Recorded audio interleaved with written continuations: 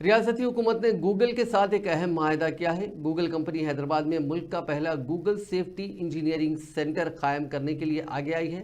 حیدرآباد میں قائم کیے جانے والا سیفٹی انجینئرنگ سینٹر دنیا کا 5واں مرکز ہے۔ ٹوکیو کے بعد ایشیا پیسیفک زون میں یہ دوسرا مرکز قائم کیا جا رہا ہے۔ گوگل سیفٹی انجینئرنگ سینٹر ایک منفرد بین الاقوامی سائبر سیکیورٹی مرکز ہے۔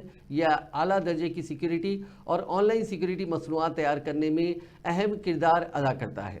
حفاظتی مرکز جدید تحقیق، مصنوعی ذہانت پر مبنی سیکیورٹی اور سائبر سیکیورٹی کے پیشہ ور افراد اور محققین کے لیے ایک باہمی تعاون کے پلیٹ فارم کے طور پر کام کرے گا۔ اس مرکز کا مقصد ملک میں ہنر کی ترقی یعنی اسکل ڈیولپمنٹ، روزگار میں اضافہ اور سائبر سیکیورٹی کی صلاحیتوں کو بڑھانا ہے۔